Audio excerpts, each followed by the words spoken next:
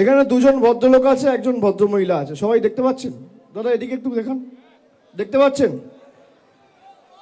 দেখতে পাচ্ছেন সবাই? আপনার নাম কি বলুন? মনিরুল ইসলাম মোল্লা। আপনার নাম কি দাদা? হরে কৃষ্ণ গিরি। আপনার নাম কি বৌদি? মিসেস মায়া দাস। আপনারা দেখতে পাচ্ছেন? এদিকে যারা আছে, এদিকে যারা আছে, এদিকে যারা আছে, সংবাদ মাধ্যমের বন্ধুরা সবাই দেখতে পাচ্ছেন? এখানে আমি একা আছি, আমার পাশে দুজন ভদ্রলোক, একজন ভদ্রমহিলা আছে। এই তিনজনকে দেখে কি মনে হচ্ছে আপনার? আসুন আমার সাথে আসুন। এই তিনজনকে দেখে কি মনে হচ্ছে আপনাদের? কি মনে হচ্ছে? কি মনে হচ্ছে? ঠিক মনে হচ্ছে? এই দুজন ভদ্রলোক দিয়ে দেখছেন, দুজনের বাড়ি হচ্ছে মেটিয়াবুরুজ বিধানসভা, আর বৌদির বাড়ি হচ্ছে কাকদ্বীপ বিধানসভা।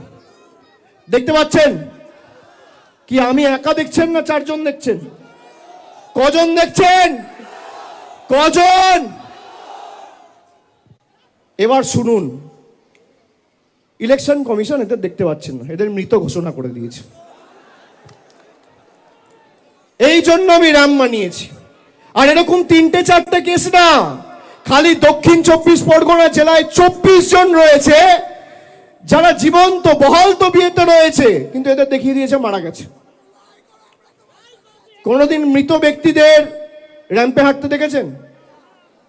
দেখেছেন? দেখেছেন? এই কারণ আমি তৈরি করেছি যে এদের কি চক্রান্ত, বাংলার মানুষ যাতে ভোটাধিকার প্রয়োগ না করতে পারে এদেরকে মৃত দেখিয়ে দেওয়া হয়েছে।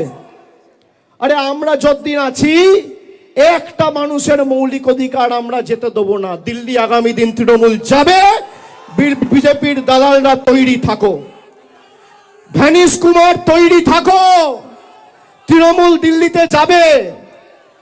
আজকে যা মাঠে লোক হয়েছে আমি ছেড়ে দিলাম। রাস্তায় পাটুলি থেকে আসার সময়, পাটুলি থেকে শুরু করে এই ময়দান অবধি প্রায় 20-22 কিলোমিটার রাস্তা, সোনারপুর হয়ে এলাম। রাস্তার দুধারে যা লোক ছিল, 1/3 লোক যদি দিল্লিতে যায়, জ্ঞানেশ কুমার অমিত শাহ বানের জলে ভেসে যাবে, চোখে দেখা যাবে না। খালি রাস্তায় যা লোক ছিল বানের জলে ভেসে যাবেন।